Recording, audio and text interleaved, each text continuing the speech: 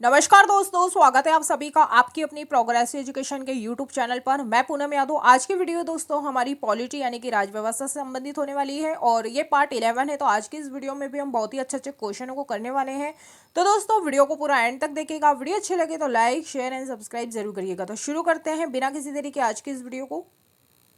तो पहला क्वेश्चन है आपकी स्क्रीन के सामने, भारत में न्यायिक पुनरावलोकन की संकल्पना किस देश के संविधान से ली गई है? तो दोस्तों जो भारत में न्यायिक पुनरावलोकन की जो संकल्पना ली गई है वो संयुक्त राज्य अमेरिका से ली गई है। तो ऑप्शन ए हमारा आंसर हो जाएगा। प्रश्न नंबर 2 है, संसदीय व्यवस्था में शून्यकाल किस देश की देन है? तो जो संसद में शून्यकाल होता है वो किस देश की देन है? तो दोस्तों इसका जो सही आंसर हो जाएगा वो भारत हो जाएगा। जो शून्यकाल की जो व्यवस्था है वो भारत की देन है। प्रश्न नंबर 3 है, भारतीय संविधान में किस प्रकार की शासन प्रणाली की व्यवस्था की गई है? तो जो भारतीय संविधान में जो शासन प्रणाली की जो व्यवस्था की गई है वो पार्लियामेंट्री है यानी कि संसदात्मक है। प्रश्न नंबर 4 है, नीति निदेशक तत्वों तथा मूल अधिकारों को संविधान की आत्मा किसने कहा है? तो दोस्तों जो नीति निदेशक तत्वों और जो मूल अधिकारों को जो संविधान की आत्मा कहा है वो नेविल ऑस्टिन ने कहा है। तो ऑप्शन सी हमारा आंसर हो जाएगा। प्रश्न नंबर 5 पे, संविधान के प्रथम अनुच्छेद के अनुसार भारत होगा। तो दोस्तों ये तो आर्टिकल 1 में ही कहा गया है कि जो भारत होगा वो राज्यों का संघ होगा। तो ऑप्शन ए हमारा आंसर हो जाएगा। प्रश्न नंबर 6 है, भारत के बाहर लगातार कितने वर्ष तक रहने पर भारतीय नागरिकता समाप्त कर दी जाएगी? यदि दोस्तों आप भारतीय हैं और विदेश में जाकर रह रहे हैं तो यदि आप 7 वर्ष से ज़्यादा यदि विदेश में रहते हैं तो आपकी जो भारतीय नागरिकता है उसको समाप्त कर दिया जाएगा। तो 7 वर्ष तक लगातार आप यदि विदेश में रह रहे हैं तो आपकी भारतीय नागरिकता को समाप्त कर दिया जाएगा। प्रश्न नंबर 7 है, लोकसभा और राज्यसभा का संयुक्त अधिवेशन किसके द्वारा आहूत किया जाता है? तो दोस्तों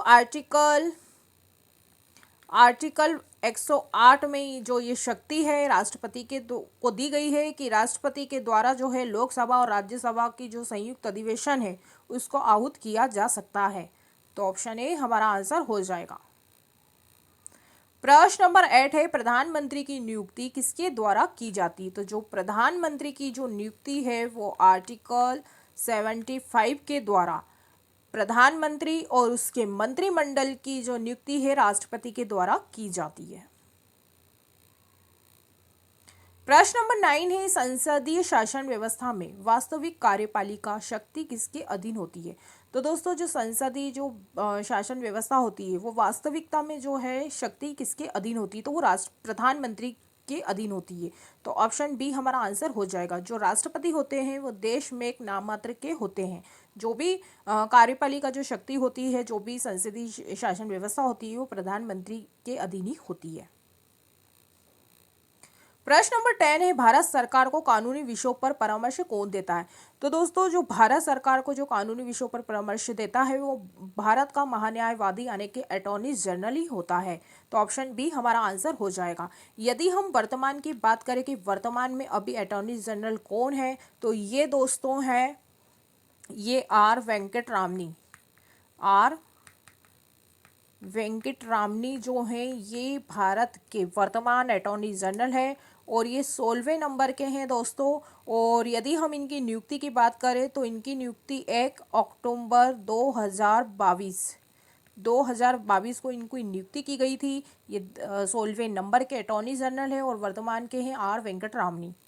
तो आंसर हमारा बी हो जाएगा।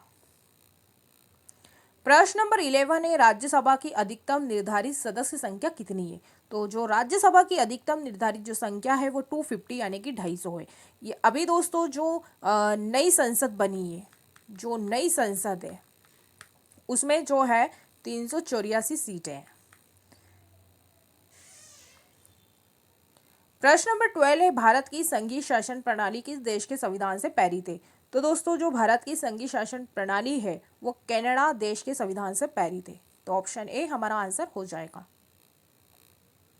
प्रश्न नंबर 13 है, राज्य में राष्ट्रपति शासन किसकी सलाह पर लागू किया जाता है? तो दोस्तों यदि राज्य में ऐसी कोई कंडीशन होती है, यदि ऐसी सिचुएशन बनती है कि यहाँ पर राष्ट्रपति शासन लगाना आवश्यक ही है, तो उस सलाह पर जो है राज्यपाल की सलाह पर राष्ट्रपति शासन लगाया जा सकता है। तो यदि राज्यपाल कहेगा कि राष्ट्रपति शासन अब लगाना ही पड़ेगा, ऐसी कंडीशन बन चुकी है राज्य में, तो राष्ट्रपति शासन लग सकता है। तो ऑप्शन सी हमारा आंसर हो जाएगा। प्रश्न नंबर 14 है कि संविधान संशोधन अधिनियम को लघु संविधान कहा जाता है। तो दोस्तों 42वें कॉन्स्टिट्यूशन अमेंडमेंट को जो है लघु संविधान कहा जाता है। तो 42वें संविधान संशोधन को ही लघु संविधान कहा जाता है। ऑप्शन ए हमारा आंसर हो जाएगा। प्रश्न नंबर 15 है दिल्ली राष्ट्रीय राजधानी क्षेत्र किस संविधान संशोधन द्वारा बना। तो दोस्तों ये 69वें संशोधन अधिनियम द्वारा जो है दिल्ली राष्ट्रीय राजधानी क्षेत्र बना। तो ऑप्शन बी हमारा आंसर हो जाएगा। प्रश्न नंबर 16 है भारतीय संविधान में 9वीं अनुसूची कब जोड़ी गई। तो दोस्तों जो भारतीय संविधान में 9वीं सूची जोड़ी गई थी वो प्रथम संविधान संशोधन 1951 के द्वारा भूमि सुधार से संबंधित थी ये सूची और इसको जोड़ी गई थी। तो ऑप्शन ए हमारा आंसर हो जाएगा। 10वीं अनुसूची दल बदल कानून से संबंधित थी, 11वीं अनुसूची पंचायती राज से संबंधित थी और 12वीं जो अनुसूची थी दोस्तों वो नगर पालिका से संबंधित थी। तो हमसे प्रथम पूछा है तो 9वीं अनुसूची पूछी, तो 9वीं अनुसूची जो है प्रथम संविधान संशोधन 1951 के द्वारा जोड़ी गई थी।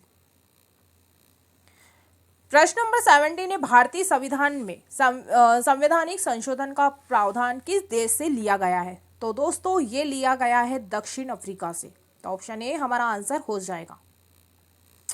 प्रश्न नंबर 18 है अनुच्छेद 18 का संबंध है। तो दोस्तों अनुच्छेद 18 जो है उपाधियों के अंत की बात करता है। तो ऑप्शन ए हमारा आंसर हो जाएगा। प्रश्न नंबर 19 है उपचुनाव कब कराया जाता है। तो दोस्तों उपचुनाव जो है जब आवश्यक हो तब कराया जा सकता है। तो इसका आंसर ऑप्शन डी हो जाएगा। यदि दोस्तों कोई सीट खाली होती है, यदि किसी की मृत्यु हो जाए या कोई त्यागपत्र दे देता है अपने पद से, तो जो सीट खाली होती है तो उस सीट पर जो है उपचुनाव कराया जा सकता है। तो जब आवश्यक हो तब उपचुनाव कराया जा सकता है। इसकी कोई पीरियड या लिमिट नहीं होती है। प्रश्न नंबर 20 है भारत में किस प्रकार की दलीय व्यवस्था है। तो जो भारत में है जो दलीय व्यवस्था है दोस्तों वो बहुदलीय। तो ऑप्शन बी हमारा आंसर हो जाएगा। प्रश्न नंबर 21 है निम्नलिखित में से कौन राष्ट्रपति प्रसाद पर्यंत पद धारण करता है। तो दोस्तों प्रसाद पर्यंत का मतलब होता है कि राष्ट्रपति की जब तक इच्छा हो वो पद पर बना रहेगा। तो राज्यपाल इसका आंसर हो जाएगा कि राज्यपाल जो है राष्ट्रपति के प्रसाद पर्यंत पद धारण करता है। प्रश्न नंबर 22 है राष्ट्रपति ने अब तक कितनी बार राष्ट्रीय आपातकाल की घोषणा की है। तो ये की है दोस्तों 3 बार। तो ऑप्शन सी हमारा आंसर हो जाएगा।